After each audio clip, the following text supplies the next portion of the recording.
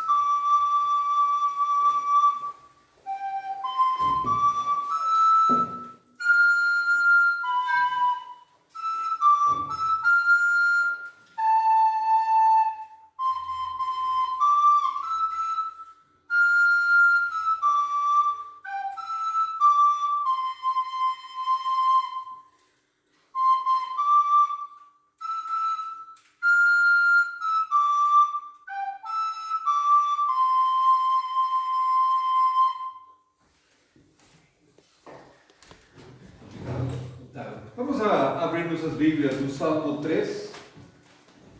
Salmo 3.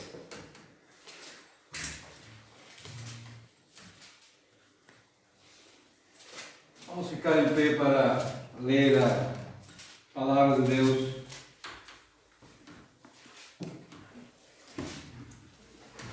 Salmos 3. Eu vou ler o primeiro versículo e depois diferentes irmãos, por favor, podem continuar a leitura. Salmo 3. Salmo de Davi quando fugia de Absalão, seu filho. Senhor, como tem crescido o número dos meus adversários. São numerosos os que se levantam contra mim. Muitos dizem da minha alma, não há salvação para ele em Deus. Porém, tu, Senhor, és meu escudo, és a minha glória e me exaltas a Deus. Com a minha voz clamei ao Senhor e ouviu-me desde o seu santo monte. Eu me deitei e dormi, acordei porque o Senhor me sustentou. Não permitirá que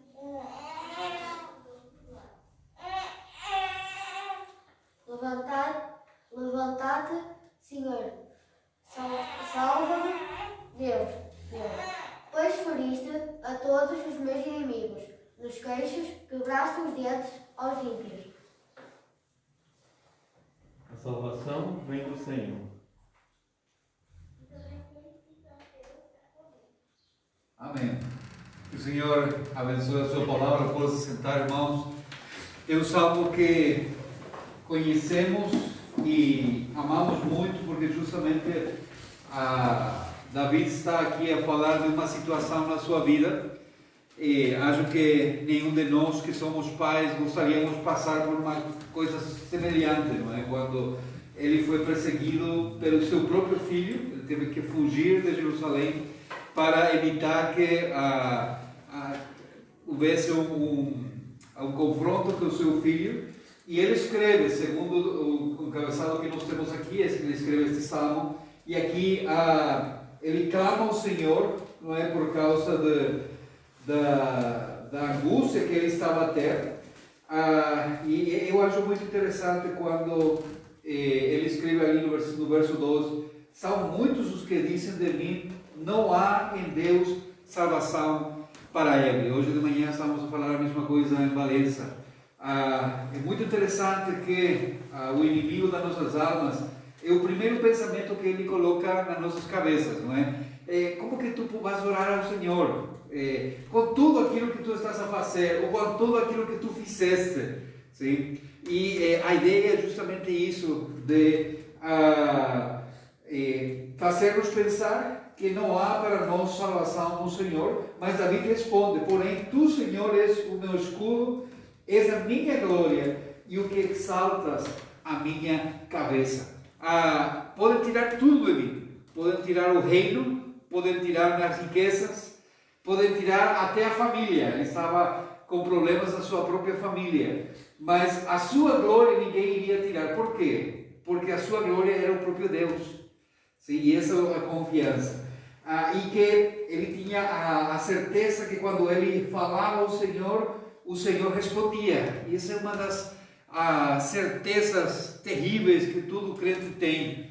E é tão triste quando nós deixamos de confiar nisso, não é? Que eu posso clamar ao Senhor e que Deus vai me responder. Claro que muitas vezes a resposta que nós recebemos não é aquilo que gostaríamos, não é? Mas Deus responde, porque Deus ouve os seus filhos. E o versículo 5 é o meu versículo preferido: deito-me e pego no sono, acordo, porque o Senhor me sustenta. Sim? Não há coisa pior que não poder dormir por causa dos problemas, né? Não poder conciliar o sono. Mas que bom é podermos descansar. Por quê? Porque nós não temos o controle da situação. Nada está nas nossas mãos. Sim? Nada nas nossas vidas. Nós podemos fazer planos para amanhã. O que aconteceu com essa pandemia, todo mundo tinha planos. Nós tínhamos planos como igreja que tínhamos que fazer, e um dia tivemos que suspender tudo porque justamente estávamos a entrar na etapa da quarentena. Mas diz David aqui: não tenho medo de milhares do povo que toma posição contra mim de todos os lados. E ele vai fechar esse salmo falando: do Senhor é a salvação e sobre o teu povo a tua bênção. Então, vamos orar a esse Deus, sim? De quem vem a salvação? A salvação não está em nós, não está nas nossas forças. A salvação vem do Senhor, sim? Então, quem queira orar, senta-se à vontade para orar nesse tempo e depois nós continuamos com o nosso culto. Oramos ao Senhor.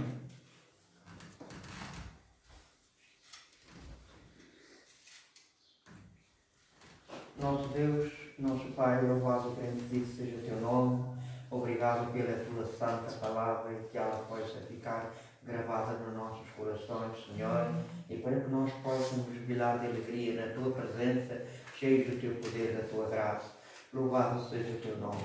Abençoa, Senhor, o teu servo que és posto à frente desta obra com a sua família, também lá no Paraguai, a sua família.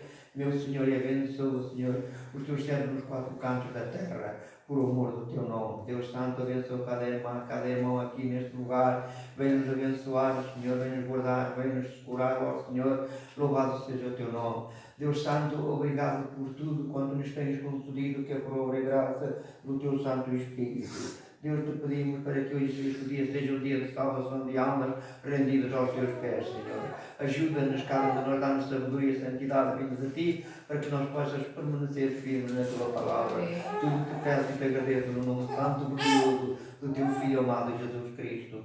Amém. Amém.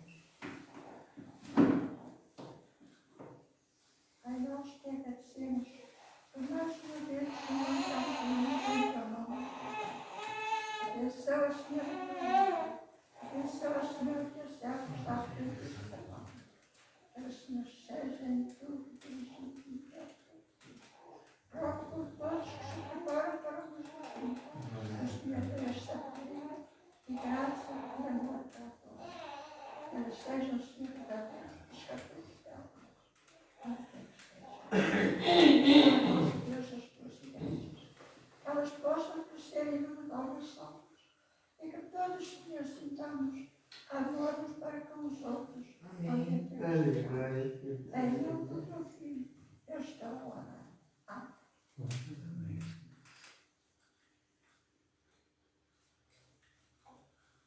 Santo, santo, santo, não caia do Senhor.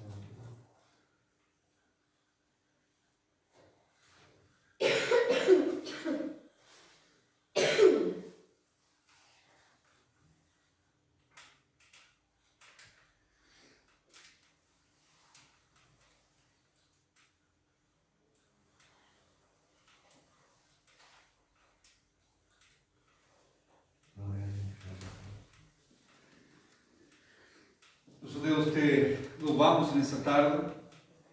Obrigado, Senhor, porque em Ti nós temos refúgio. Podemos descansar porque o nosso Deus está no controle. Amém. É tão bom, Senhor, saber que no meio das dificuldades, no meio das lutas, dos desafios, Senhor, que nós estamos a viver, das incertezas que temos no dia dos dias, quando assistimos os jornais, quando tentamos, Senhor, seguir aos nossos governantes, mas vemos que nem eles, Senhor, estão certos daquilo que tem que ser feito. Nós podemos olhar para o nosso Deus e receber certeza, seguridade, Senhor, segurança, e também, Senhor, nós podemos estar tranquilos, porque o nosso Deus reina. Deus, nós queremos louvar-te nessa tarde. Obrigado por o tempo que nós temos para estar juntos. Nós temos este lugar para louvar-te juntos e nós somos gratos por isso. Senhor, abençoa o teu povo, fala nos nossos corações também através da tua palavra. Senhor, que tudo quanto nós façamos seja do teu agrado, porque o nosso desejo é engrandecer o teu nome. Oramos a ti, Deus, em nome de Jesus. Amém. Amém. Vamos a ter nosso tempo de louvor. O Luciclinos vai ajudar nisso. Ok.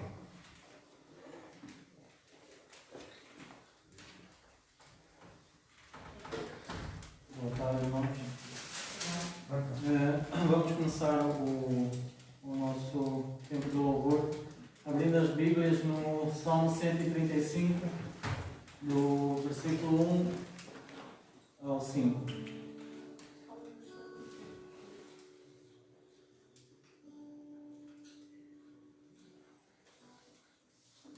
Eu vou ler.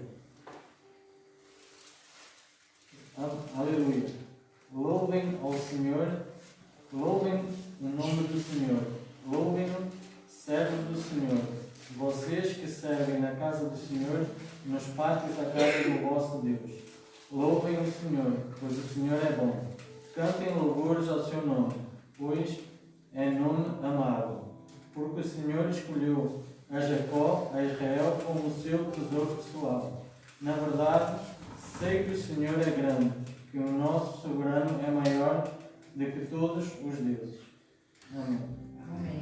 Eu peço à igreja para que se coloque de pé. Vamos cantar o Grande é o Senhor. Obrigado. Amém.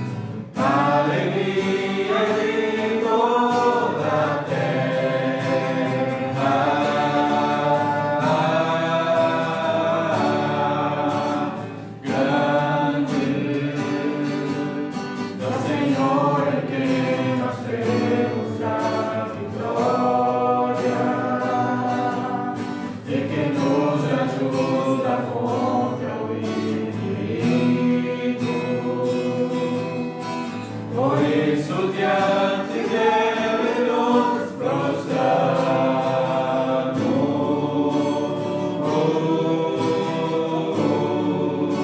Queremos o teu nome engrandecer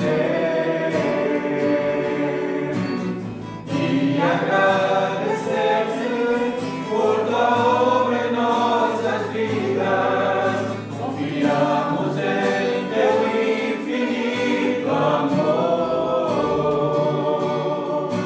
pois só tu és o Deus eterno sobre toda a terra e céu.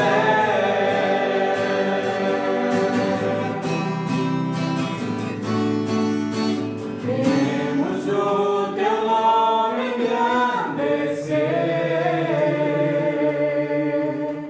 e agradecer-te por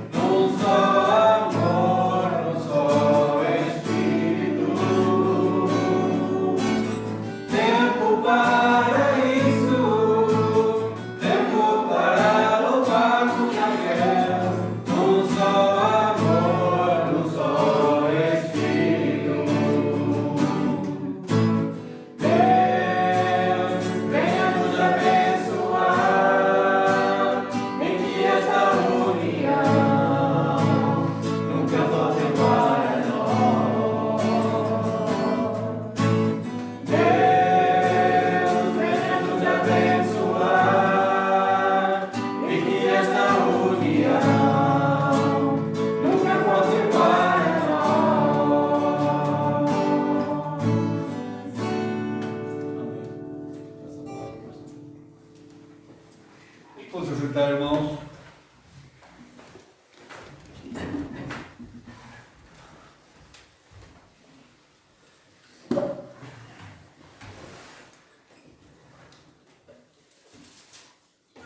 Vamos a orar uma vez mais. Vou pedir a Ruth, podemos guiar uma palavra de oração, por favor, antes de estudar a palavra do Senhor. Vamos orar.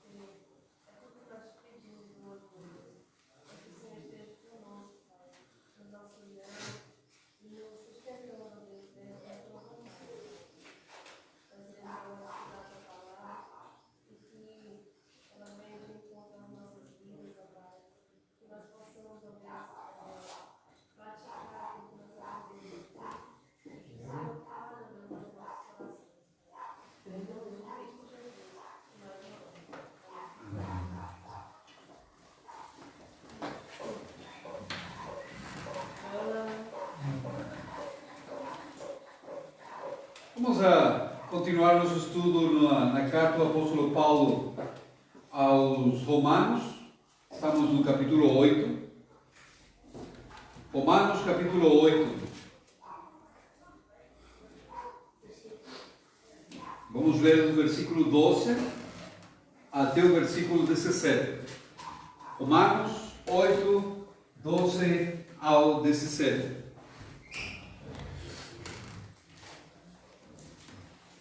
Romanos, capítulo 8, versículo 12 até o versículo 17.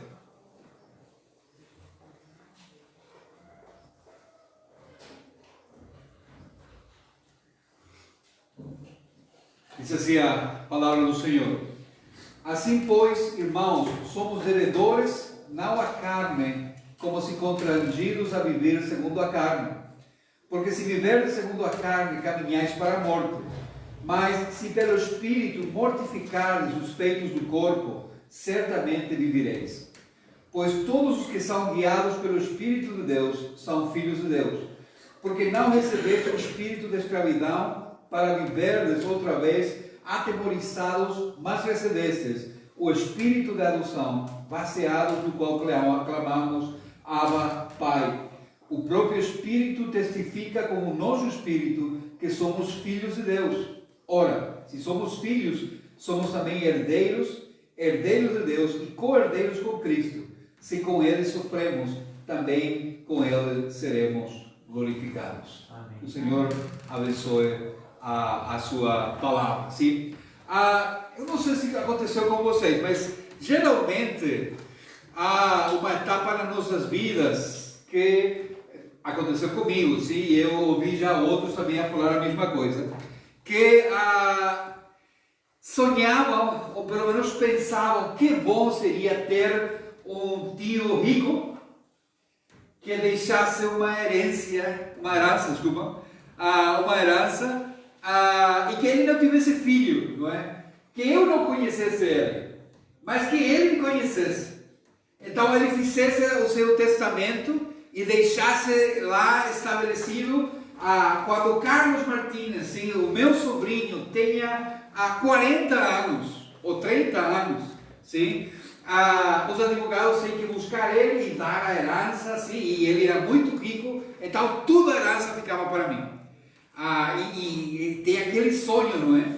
Que seria tão bom, seria tão espetacular. Não sei se aconteceu com vocês, não sei se vocês vão querer aceitar o que vocês já pensaram assim também. Mas gostaríamos de ter algum parente rico que nos desse aquela mão, principalmente quando está perto do final do mês, ou como agora, por causa da situação que estamos a viver, a coisa está a apertar um pouco mais, não é? Mas muitas vezes, irmãos, há muita gente que tem uma grande herança, mas vivem como se não tivessem essa herança. É muito triste, sim, que muitos crentes, e talvez aqui na nossa igreja também, muitos de nós temos essa mesma experiência, temos acesso a uma herança, a uma promessa, mas nós vivemos como se isso não fosse assim. Mas há outro grupo também, que acho que é mais triste ainda a sua situação, que convive conosco, faz tudo aquilo que nós fazemos, sim, canta as mesmas músicas, participa das mesmas atividades que nós estamos a fazer, mas que eles não são herdeiros, sim, porque eles nunca foram filhos. Então o apóstolo Paulo escreve agora, naquilo que nós estamos a estudar no capítulo 8 de Romanos, ele vai focar nos crentes, sim, e vai fazer um chamado, ele está fazendo um chamado muito especial aos crentes, principalmente para que nós possamos avaliar as nossas vidas, sim. Mas nós precisamos lembrar uma coisa antes. Lembram que nós definimos como que nós podíamos saber se alguém era crente? Como que eu posso saber se eu sou um crente verdadeiro? Tem o Espírito Santo, sim, que está a produzir em mim o fruto que a Bíblia fala, sim. Então, o Paulo que está falando agora no versículo, no capítulo 8, é justamente isso. Se alguém é crente, tem o Espírito Santo de Deus. Se alguém não tem o Espírito Santo de Deus, não é crente. É tão simples como isso, sim? E o apóstolo Paulo, irmãos, está a repetir e repetir e repetir essa mesma verdade, justamente porque nós precisamos prestar atenção, sim? Mas ele agora vai ir um bocadinho mais à frente, sim? No versículo 12, ele está a tocar uma questão interessante. Ele fala: assim pois, irmãos, somos devedores, sim? Somos devedores, não a carne, como se constrangidos a viver a carne. O que acontecia conosco quando nós éramos descrentes ou nós não conhecíamos a Cristo ainda? É que nós éramos obrigados pela carne, pelo mundo, pelo pecado, a viver conforme o que eles ditavam, sim? Então, para nós era uma vida que era até natural, sim? Era antinatural para nós não fazer aquilo que era considerado normal para alguém que não conhece a Cristo. Mas agora, diz o apóstolo Paulo, se nós temos o Espírito de Deus, nós continuamos a ser devedores. Mas não é a carne, não é o nosso passado, não é o pecado, não é o mundo, sim? Mas nós somos devedores do Espírito. Então, como que nós deveríamos viver? Se eu tenho o Espírito de Deus, eu deveria viver de uma maneira que agrade ao Espírito de Deus e que é onde Ele me conduz. E Ele vai estar me conduzir a que eu possa saber o que eu tenho que fazer. Então, é uma primeira coisa que nós precisamos pensar em nós. Se nós temos o Espírito de Deus em nós, Ele nos vai conduzir, Ele nos vai guiar a tentar agradar a Deus o tempo todo. Não somente tentar, mas viver uma vida que agrada a Deus. Claro que nós estamos ainda naquela luta contra o pecado, porque o pecado ainda está em nós. Ainda nós temos que fazer aquela batalha diária, sim? Mas temos a ajuda do Espírito Santo e temos a presença do Espírito Santo nas nossas vidas, que nos empurra a que nós possamos viver de uma maneira que realmente cumpre aquilo que a palavra de Deus diz. Porque o apóstolo Paulo continua, versículo 13: porque se viverdes segundo a carne, caminhais para onde? Para a morte. Para a morte. Mas se pelo Espírito mortificares os feitos do corpo, certamente vivereis. Aqui há uma aparente contradição naquilo que o apóstolo Paulo está a falar, porque ele diz que nós temos, se nós vamos a seguir a carne, na realidade, se a nossa vida vai ser guiada pela carne, nós caminhamos para a morte. Simples como isso. Sim? O salário do pecado é morte. Não há como fugir disso. Então, se eu não tenho o Espírito de Deus, o que me espera é morrer. Morrer fisicamente, em algum momento, mas também morrer na eternidade, para tudo sempre. Sim, longe da presença de Deus. O que a Bíblia chama do inferno, aquela questão que nós não gostamos. Mas, diz o apóstolo Paulo, se pelo Espírito mortificardes os feitos do corpo, certamente vivereis. E agora eu tenho que fazer uma pergunta, e essa pergunta já nos trouxe muitos problemas, irmãos. Mas é uma pergunta que todos nós precisamos responder. Como que tu tratas o teu pecado? Como que tu tratas o teu pecado? Sim. Porque se nós falamos que nós estamos numa luta, que estamos numa batalha contra o pecado, isso significa que eu estou a fazer alguma coisa contra o pecado, não é? Não é que eu estou a falar, estou uma luta contra o pecado, estou no sofá ali a esperar que o tempo passe. Se eu falo que eu estou em uma batalha, se eu sei que estou em uma luta, alguma coisa estou a fazer. E a minha pergunta é, como que tu fazes essa luta? Paulo aqui chama mortificar a carne, sim? Que é uma grande doutrina que nós temos no protestantismo, mas lamentavelmente também muitas vezes é deixado de lado. Porque não é uma palavra agradável, que eu tenho que fazer morrer a minha carne. Como que eu faço morrer a minha carne? Na Idade Média surgiu uma ideia que se eu mortificar a carne significava fazer sofrer o meu corpo.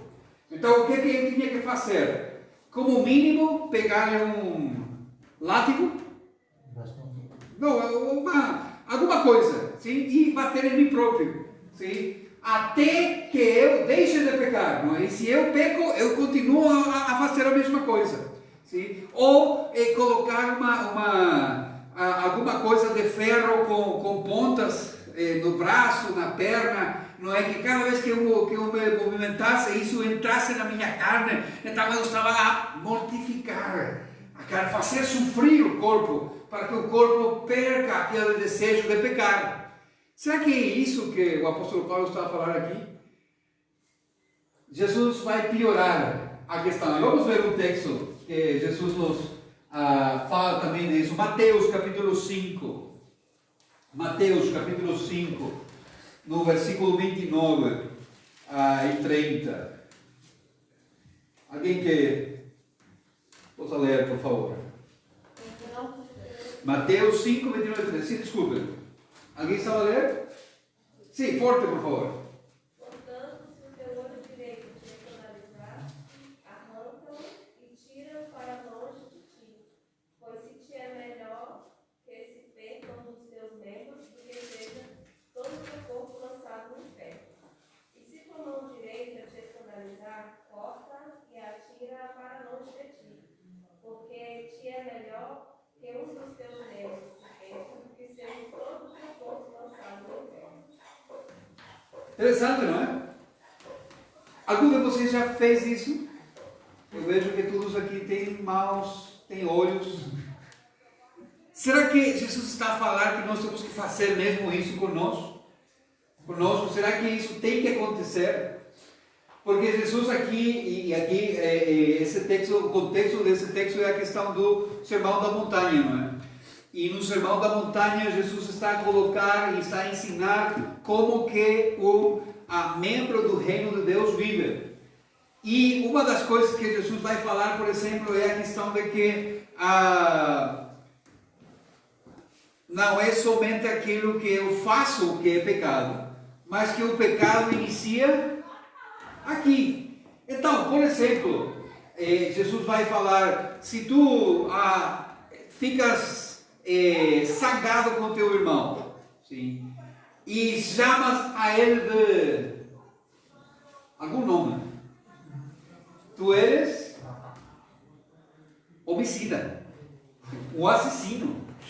Mas como assim? Eu nunca matei ninguém. Não, nunca mataste ninguém, sim. Mas estou certo que com alguém tu ficaste zangado. Quando tu estavas a conduzir, não é? Aqui em Gonçalo não temos tanto problema com isso. Mas quando vamos a Porto, a Lisboa, vão ficar zangado comigo agora. Ou a grande cidade, não é? A quantidade de carros, sempre há algum que vai aparecer na tua frente. E não, eu estou seguro que não aparece um salmo ali, não é? Uma bênção para Senhor abençoa aquele homem que vai lá, ou se é mulher pior. Não, nós somos assassinos. Por quê? Porque o problema não está somente naquilo que nós fazemos. Pecado não é somente aquilo que é exterior, externo a nós. O pecado inicia na nossa mente, que a Bíblia vai chamar de coração. O pecado inicia aqui. E se nós precisamos de uma aclaração mais, Jesus vai dar outro exemplo. No caso dos homens. Sim? Onde que começa o adultério? No coração, na mente. É ali que começa o adultério. E é ali que começa o problema. Sim? Então, quando Jesus fala, um homem olha para uma mulher, sim, e tem pensamentos impuros com essa mulher, já adulterou no seu coração. Por quê, irmãos? De novo, no coração inicia o pecado. Ali na nossa mente nós maquinamos o pecado. Que se fosse possível, nós vamos cumprir depois. Sim? Mas o fato de ter iniciado no pensamento já nos faz transgressores e nós já estamos em falta perante Deus. E quando Jesus fala que se o teu olho tem ocasião de pecar, ou a tua mão tem ocasião de pecar, o que ele está a falar é que eu tenho que tratar o pecado como uma coisa grave na minha vida.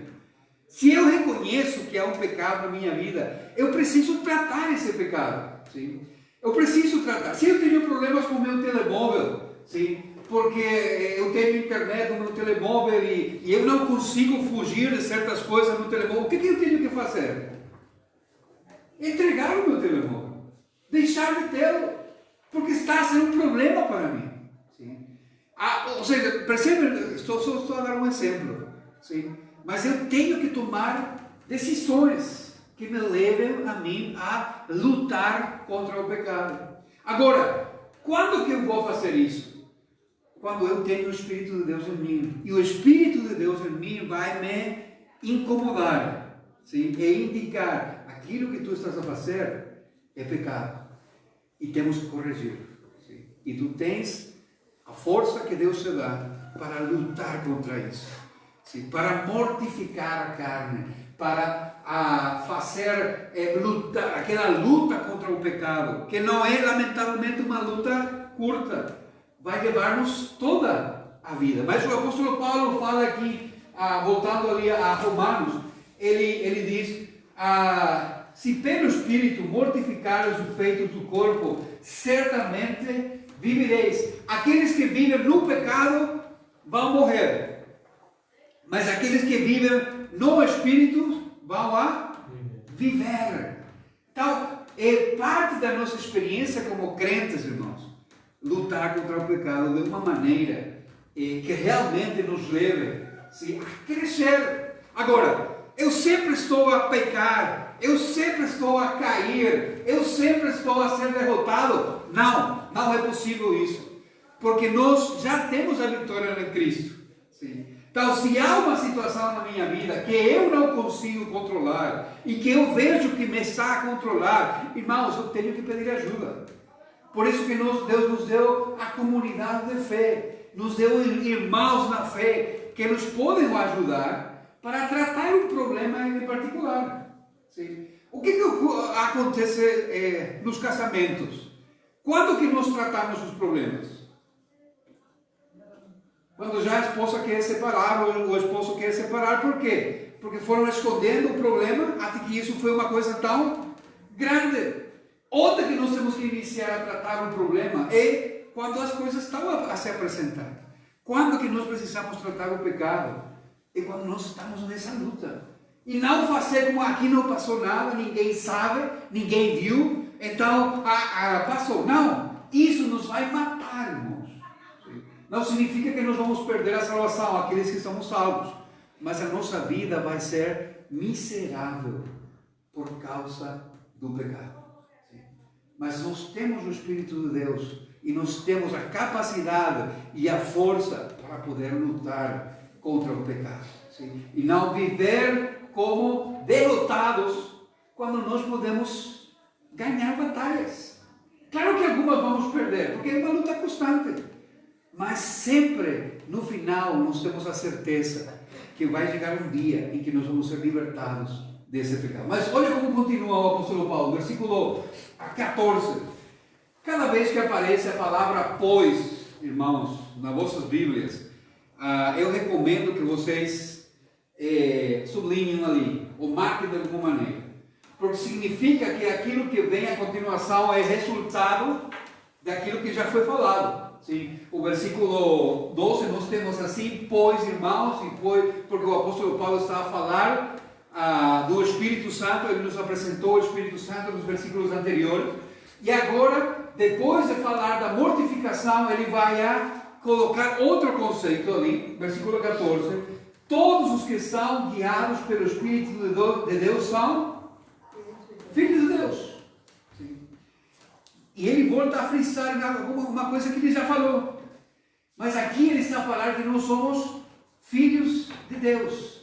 É a primeira vez que ele usa essa expressão de que nós somos filhos. Como que é? É a primeira vez sim que aparece essa expressão e depois ele vai repetir uma e outra vez a mesma ideia.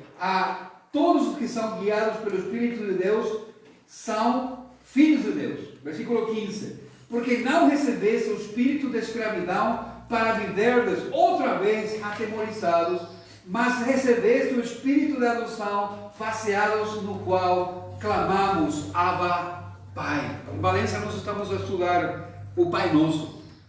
E uma das primeiras coisas que nós tivemos que falar quando iniciamos o estudo do Pai Nosso é justamente isso, que essa não é uma oração para todos. Nem todos podem fazer essa oração. Ainda que muita gente faça essa oração. Por quê? Quem que pode chamar de pai a Deus? Aqueles que são seus filhos. E quem que são os filhos de Deus? Quem tem o Espírito Santo. E como que eu tenho o Espírito Santo na minha vida? Tendo um encontro pessoal com Cristo. Então tudo está unido. Então somente podem chamar a Deus de pai aqueles que são filhos de Deus. Sim. Claro que isso nos apresenta um problema. Como que eu sou filho de Deus? Como que eu sou considerado filho de Deus? Sim. Se nós falamos que, em um sentido, todos os seres humanos são filhos de Deus porque são criação de Deus, eles são criaturas de Deus. Mas no sentido espiritual, nem todos são filhos de Deus, porque primeiro precisam ter um encontro pessoal com Cristo, não é? Como que eu passo a ser filho de Deus? Aqui o apóstolo Paulo, ele tem uma habilidade de apresentar doutrinas, para o qual nós precisaríamos muito tempo para explicar, mas ele fala em uma só palavra. Sim? Nós não recebemos, diz ele, espírito de escravidão, nós já não somos escravos do pecado, nós já não podemos viver atemorizados, será que Deus vai me ouvir? Mas nós recebemos o espírito de quê? Versículo 15, não recebeste o espírito de escravidão para viver outra vez atemorizados, mas recebeste o espírito de adoção. O que é isso? Sim, é Deus nos adotando, irmãos.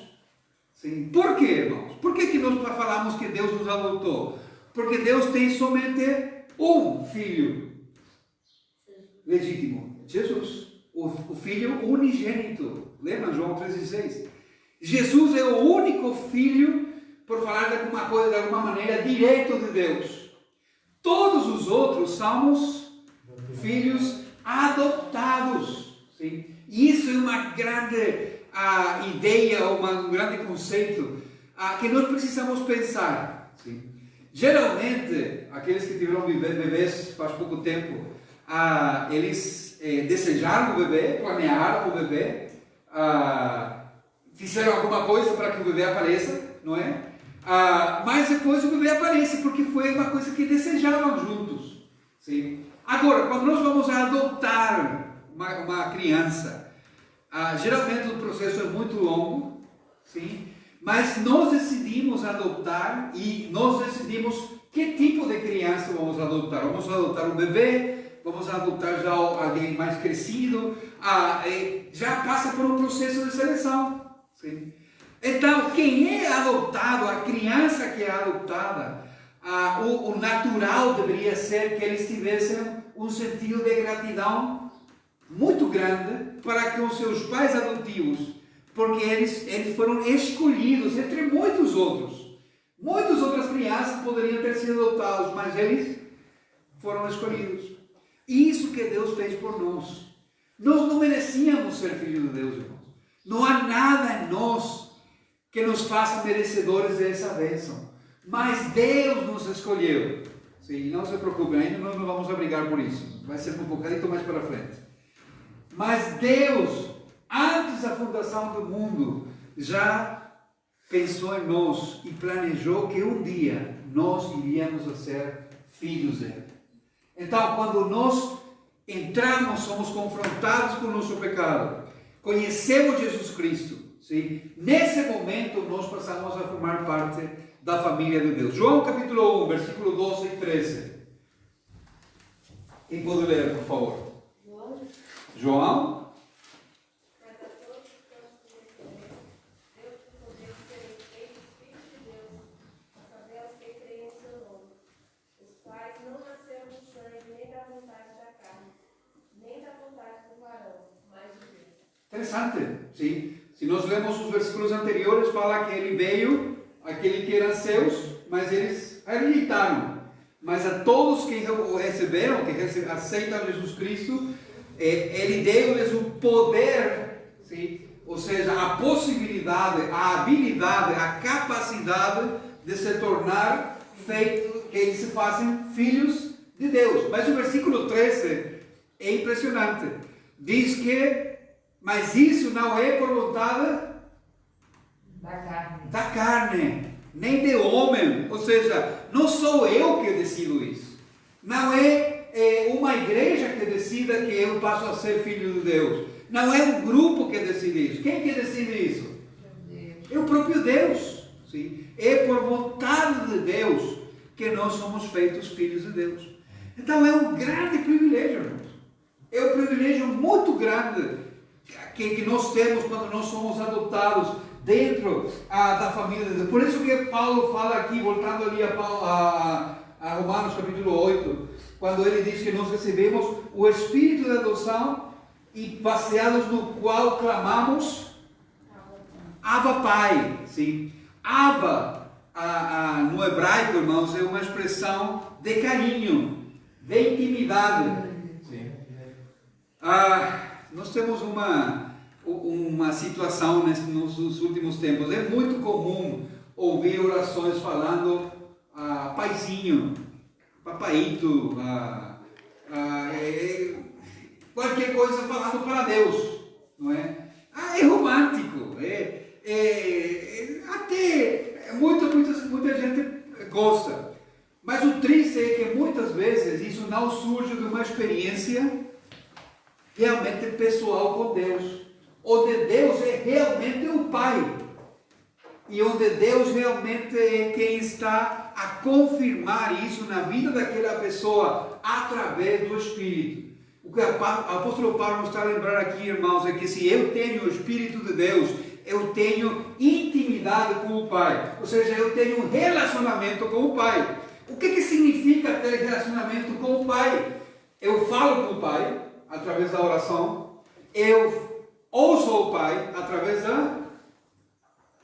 da sua palavra, sim? Eu procuro, eu busco conhecer o Pai, sim? Conhecendo mais daquilo que Ele diz na sua palavra. Então fica em nós pensar e examinar nossas vidas. E essa é a minha experiência com Deus.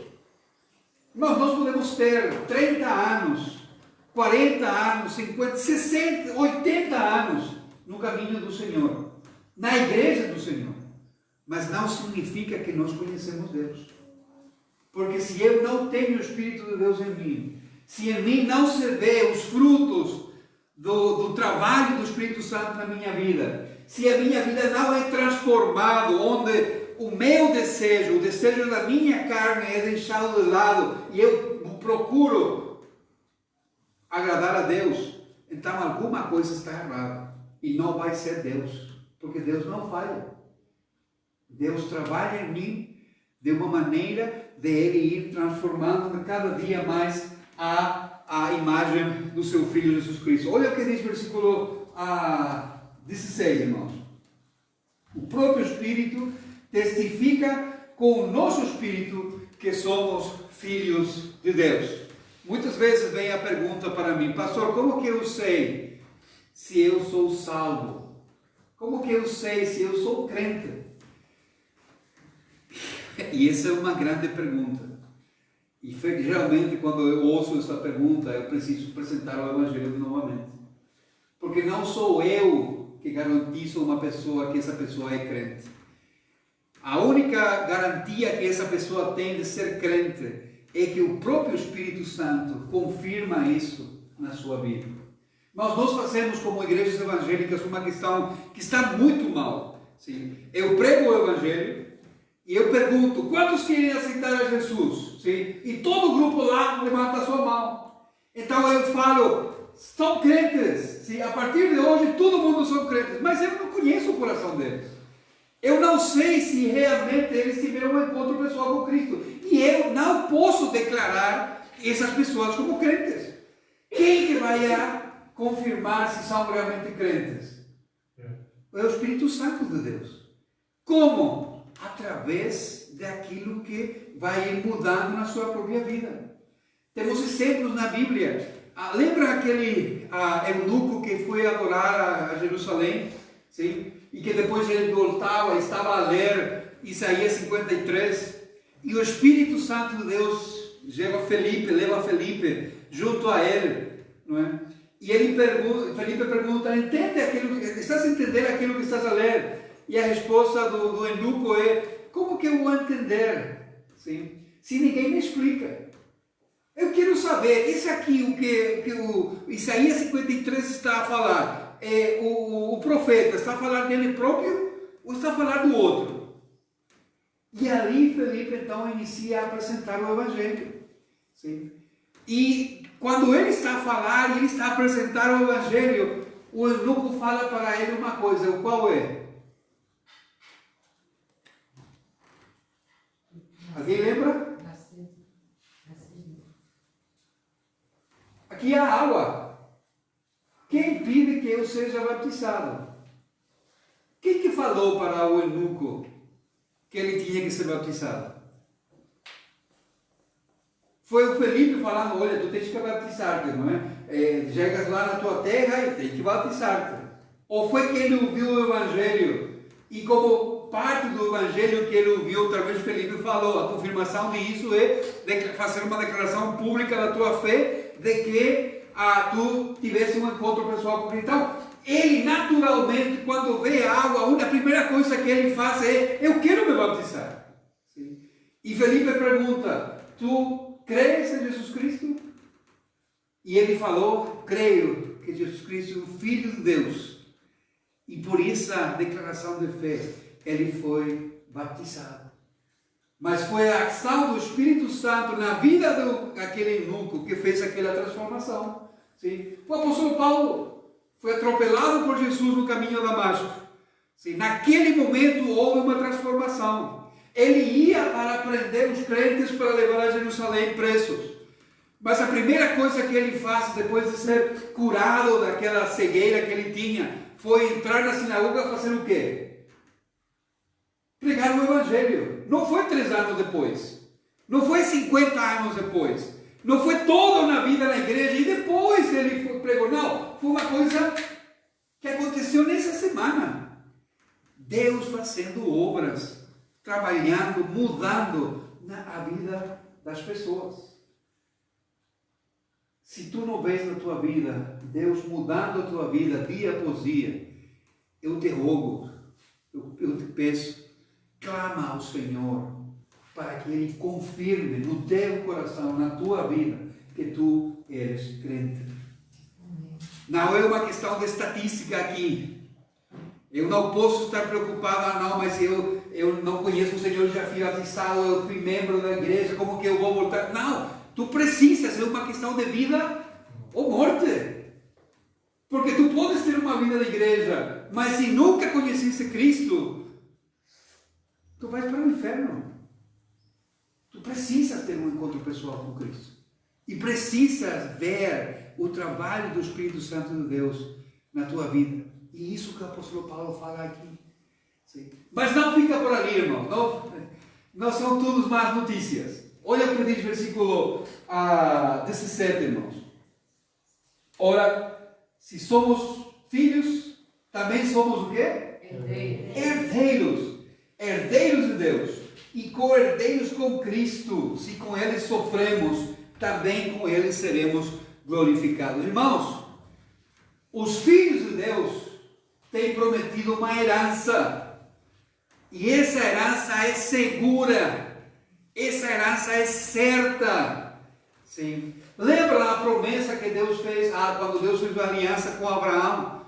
Quando falou que em ti serão benditas todas as famílias da terra.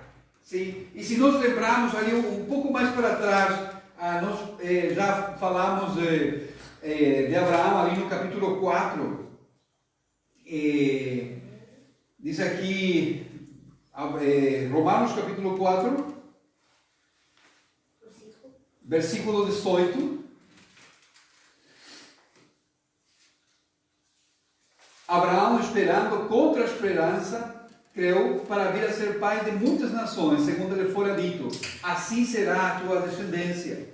E sem enfraquecer na fé, embora levasse em conta o seu próprio corpo amortecido, sendo já de 100 anos e a idade avançada de Sara, não duvidou por incredulidade da promessa de Deus, mas pela fé se fortaleceu, dando glória a Deus, estando plenamente convicto de que Ele era poderoso para cumprir o que prometera.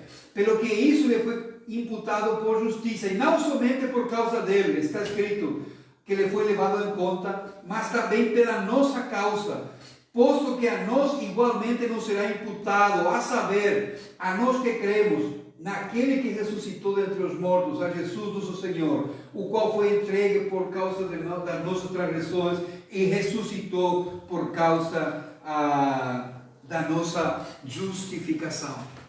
A terra que era prometida para Abraão, aquela terra prometida lá no Oriente Médio, irmãos, era uma terra simbólica de aquilo que os filhos de Abraão, entendamos por isso, os filhos da fé, aqueles que acreditam em Deus como Abraão, iriam a receber. Mas não somente isso, nos é prometida a vida eterna, nos é prometida estar com Deus para tudo sempre, nos é prometida um corpo novo.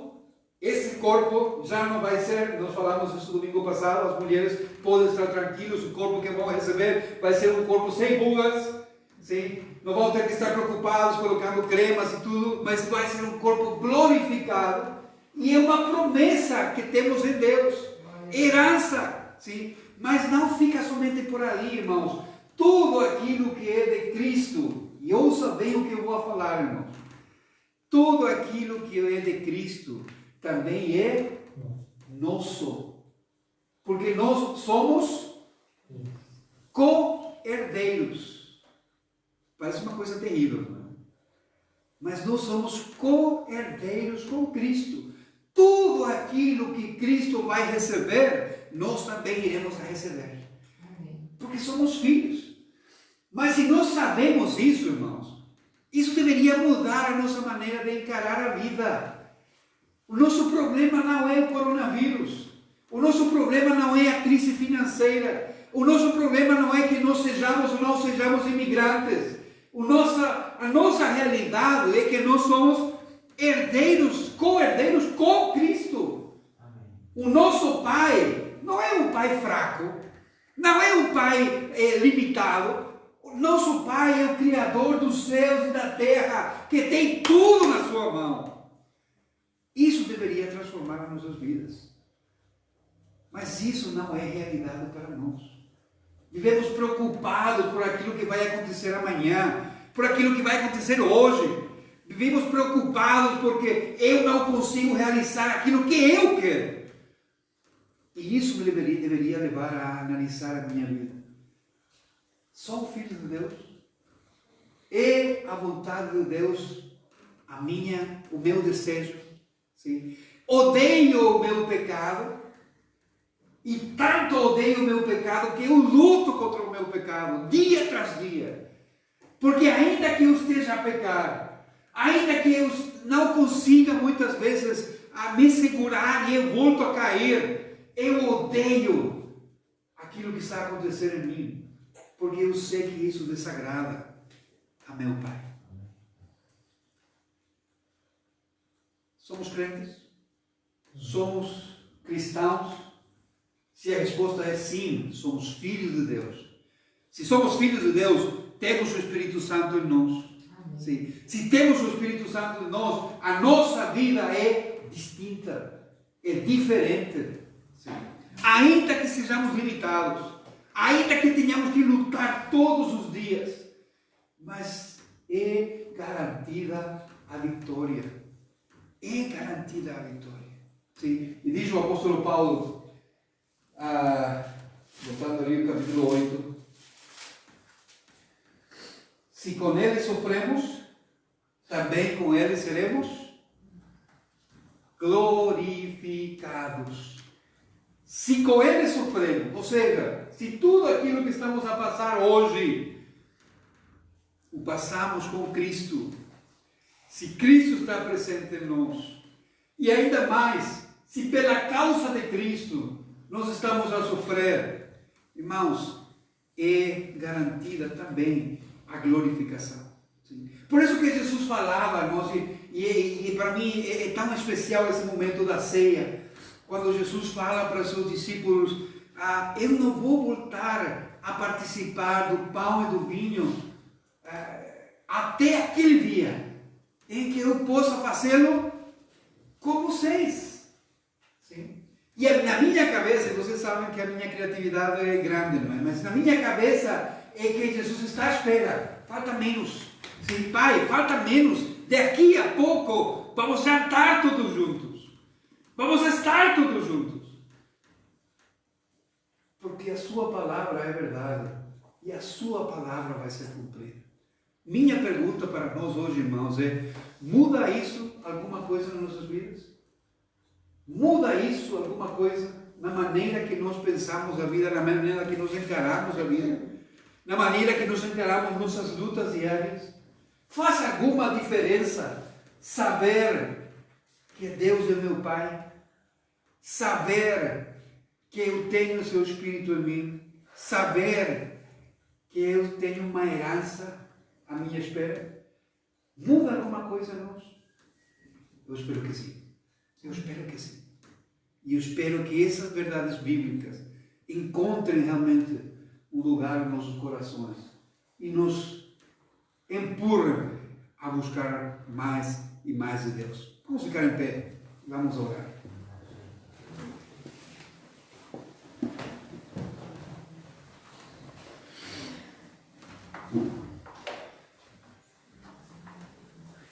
Nosso Deus, obrigado pela tua graça, pela tua misericórdia e pela tua palavra, Senhor. Obrigado porque se nós temos um relacionamento com Cristo, nós somos teus filhos, Senhor. E o teu próprio Espírito dá essa garantia ao nosso espírito, Senhor. Não temos que dormir, não temos que nos levantar preocupados. Será que eu sou filho? Será que eu não sou? Porque eu tenho em mim próprio a garantia de que sou teu filho. Amém. Obrigado, Deus, porque na luta que eu tenho contra o pecado, Senhor, nos reconhecemos, somos tão pecadores. Lutamos contra isso, mas temos, Senhor, o teu auxílio. Temos, Senhor, a tua força, porque se fosse somente pelas nossas forças, nós não conseguiríamos. Senhor, eu peço que tu possas confirmar a tua palavra na vida de cada um dos meus irmãos e na minha vida própria também. Senhor, somos tão fracos, tão limitados. Senhor, toca nossos corações. Se há no nosso meio alguém que ainda não te conhece, Senhor, ou que só conhece alguma coisa de ti, mas ainda não teve um encontro pessoal com o Senhor, Senhor, toca o seu coração. Muda a sua vida, Senhor. Que ele ou ela possa experimentar o que significa ter a Deus, o Criador dos céus e a terra, o sustentador do universo, como o seu Pai. E a nós que somos crentes, Senhor, que deixemos de viver como se não houvesse esperança para nós, mas que começamos a viver, Senhor, de uma maneira onde o Teu nome seja glorificado, mas também onde as nossas vidas sejam transformadas pelo trabalho e pela ação do Teu Espírito Santo. Senhor, usa nossas vidas para a Tua honra e para a Tua glória, Senhor. Oramos a Ti, Deus, em nome de Jesus. Amém. E amém. Vamos a cantar uma música para encerrar o culto, também para entregar os nossos dízimos e ofertas.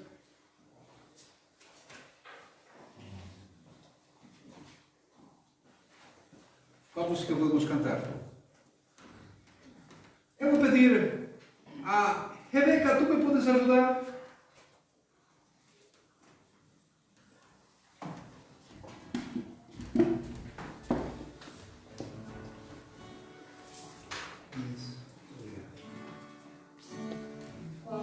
Porque ele vive. Porque Ele vive, sim.